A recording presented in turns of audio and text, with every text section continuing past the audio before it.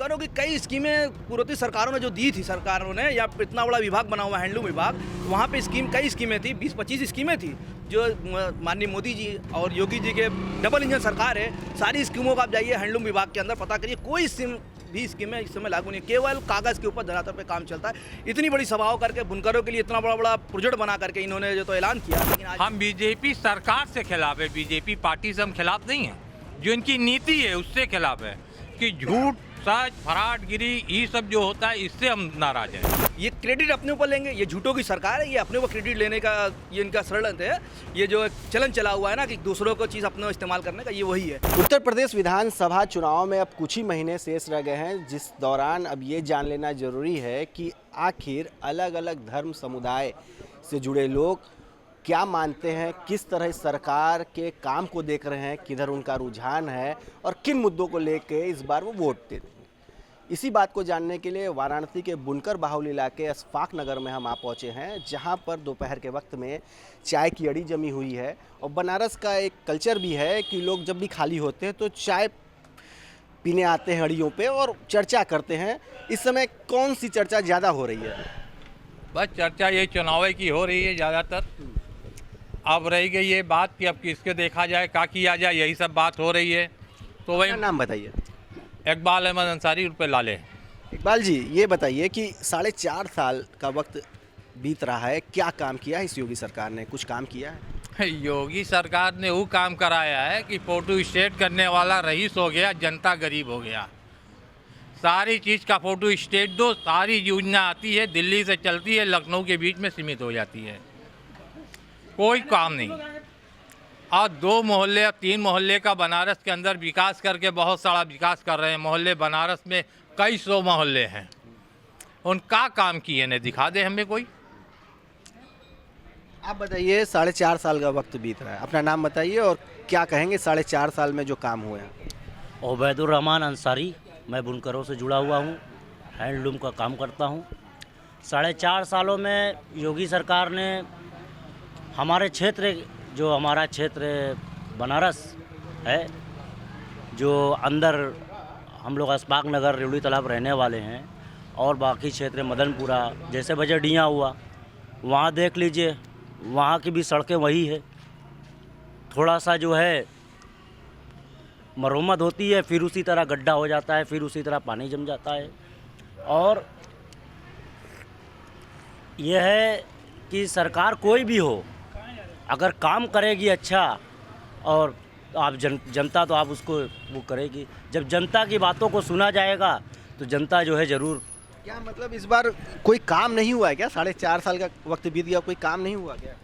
इस टाइम बनारस में कोई काम, बस एक गोदोलिया ही काशी विश्वनाथ धाम ही को स्मार्ट सिटी के रूप में दिखाया जा रहा है, बट किसी आजकल जनता के पक्ष में कोई ऐसा काम नहीं हुआ है जो पब्लिक उसको कह सके कि हाँ मेरे पक्ष में सरकार बढ़िया की है। महंगाई एक बड़ा मुद्दा है। आज केंद्र सरकार 12 रुपया घटाई है, राज्य सरकार 5 रुपया घटाई है। महंगाई पे बात करेंगे, आप अपना परिचय दीजिए। जाहिद नासिर अंसारी। अंसारी जी, क्या 4.5 साल का वक्त बीत रहा है, कोई काम नहीं हुआ बनारस में? देखिए, काम किया पिछली सरकारों ने, जो काम किया है उसी की पूर्ववर्ती बढ़ाते हुए आगे इन्होंने काम उसको बढ़ा रहे हैं। और आप जैसे विकास की बात करेंगे तो विकास क्या होता है? सड़क, बिजली, पानी, स्कूल, कॉलेज, उसके बाद जो है तो हॉस्पिटल। कोरोना में आप देखे ही होंगे क्या स्थिति थी इनकी, सारी पोल खुल चुकी है। अब इनके पास कोई मुद्दा बचा हुआ नहीं है। क्यों सड़कें नहीं बनी, कि स्कूल की स्थिति बेहतर नहीं हुई, क्या बिजली सुधार नहीं हुआ? बिजली कितने देर आ रही है? देखिए, सुधार तो कुछ भी नहीं हुआ है। बिजली आज भी स्थिति वही है, जब होता है कट जाती है। आज भी कोई कंडीशन नहीं है। कितने घंटे बिजली रह रही है? इस समय तो 20 घंटा रहती है, इसके पहले भी हुई थी। पिछली सरकारें जो थी उसी समय ये थी 20 घंटा 22 घंटा। बुनकर हैं, बिजली सही से बताइए कि बिजली बराबर मिल रही है? काम उससे पहले जिस तरह से प्रोडक्शन होता रहा, तो क्या बिजली मिलने से प्रोडक्शन उतना ही हो रहा है कि और घटा है, कि बिजली कम मिल रही है? प्रोडक्शन का मामला है कि 20 घंटा बिजली मिल रही है तो 8 घंटा आदमी काम करता है, 12 घंटा, उससे ज़्यादा तो कोई काम कर नहीं सकता। आज इंसान है। पहले बिजली की वजह से काम रुकता रहा। हाँ, पहले रुकता रहा कि जाती रही तो चाय पान करने निकलते थे तो 1 घंटा लेट हो जाता था, लाइन आ गई, हम लोग बाहर हैं। बिजली रह रही है लगातार? हाँ, रह रही है, मगर 20 घंटा बिजली आमतौर से मिलती है। देखिए बिजली क्या है ना कि आप उठा करके देख लीजिए, पता कर लीजिए, कहीं भी सर्वे करिए, बनारस में आज 12-13 साल से बिजली में कुछ सुधार हुआ है। ये बीजेपी सरकार या मोदी सरकार या योगी सरकार, इनका वो नहीं है, ये होते आया है। ये साल बाय साल घंटा 2 घंटा बढ़ते बढ़ते आज स्थिति ये है कि बनारस के अंदर 20 से 22 घंटा मिल रही है। ये क्रेडिट अपने ऊपर लेंगे, ये झूठों की सरकार है, ये अपने ऊपर क्रेडिट लेने का ये इनका षड्यंत्र है। ये जो चलन चला हुआ है ना कि दूसरों को चीज़ अपने इस्तेमाल करने का, ये वही है। अब इनको रोडों की अगर बात करेंगे ना, ये आसपास नगर के अंदर बैठे हुए, आप उठा के देख लीजिए, ये गिट्टियाँ उखड़ रही है, ये देखिए ये रोड बनी हुई है।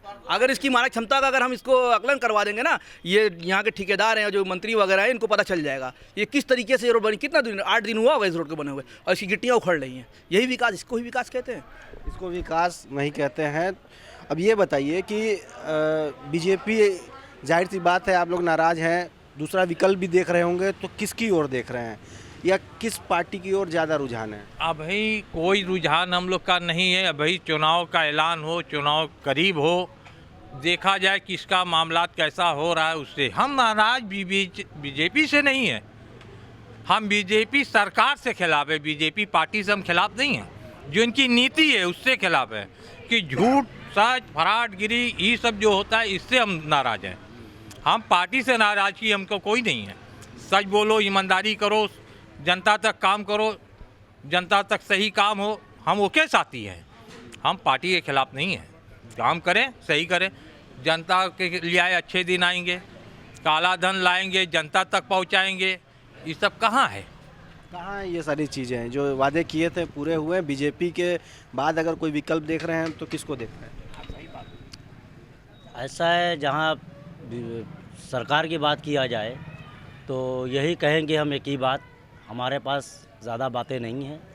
सरकार कोई भी हो, अगर हमको लाभ देती तो हम वो भी बात ज़रूर कहते कि नहीं, हम बुनकरों की भी बातों को सुना गया या हमारा भी ये काम हुआ। हम लोगों का, हम तमाम लोग जो महंगाई के लेके काफ़ी परेशान चल रही इस समय, और हर चीज़ों से महंगाई के लिए हम टूटे हुए हैं। बीजेपी या अन्य पार्टी, किसकी तरफ ज़्यादा, आप युवा हैं बताइए, किसकी तरफ ज़्यादा रुझान है, किसकी तरफ रुख है आप? इस टाइम किसी को कुछ कह नहीं सकते हैं। जो जनता हित और युवाओं के लिए, जो महंगाई को कम करने के लिए, हर किसी की परेशानी जैसे जनता के पक्ष में काम करने के लिए कि युवाओं को रोज़गार दे, तो वो सरकार बेहतर होगी। योगी सरकार ने 2 लाख पर ईयर क्या नाम है नौकरी देने का वादा किया था, आज जो कि सरकार कुछ नहीं दिखा पा रही है। इससे युवाओं में बहुत दिक्कत है। युवाओं में काफ़ी दिक्कत है। आप बताइए कि और विकल्प के रूप में किसको देख रहे हैं आप? देखिए विकल्प के रूप में क्या है, हम बुनकर हैं, हम बुनकरों की कई मांगे हैं। जिसे हमारा सबसे बड़ा मुद्दा ये है, आज महंगाई बढ़ती जा रही है इस कदर, सरकार इसके लिए कुछ सोचे कि बुनकरों को किस तरीके से इनकी मजदूरी बढ़े।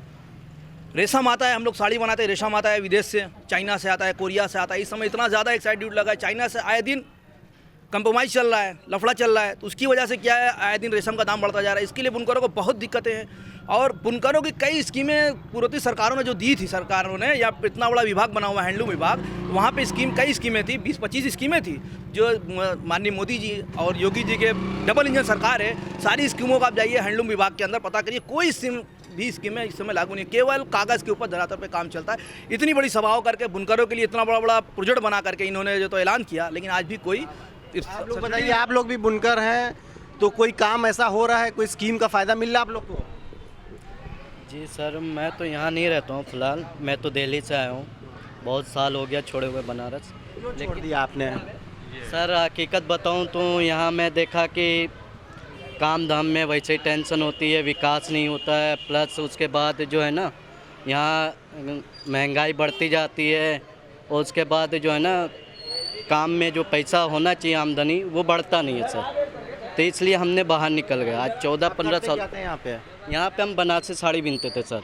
छोड़ दिया आपने? अब वहाँ क्या कर रहे हैं? वहाँ हम सिलाई करते हैं सर, और सिलाई में सर आज के डेट में मैं कम से कम 30 से 40 हज़ार कमाता हूँ, और मैं यहाँ पे था जब 1100 रुपये महीने कमाता था मैं, बताइए। तो ये 10 से 15 साल के अंदर अंदर मैं। हमारे साथ यहाँ युवा हैं, जाहिर तौर पे वो वोटर भी होंगे इस बार। ये बताइए कि इस बार किन मुद्दों को लेके आप लोग जाएंगे, क्या क्या मुद्दे हैं आप लोगों के? हमारा अपना नाम बताइए।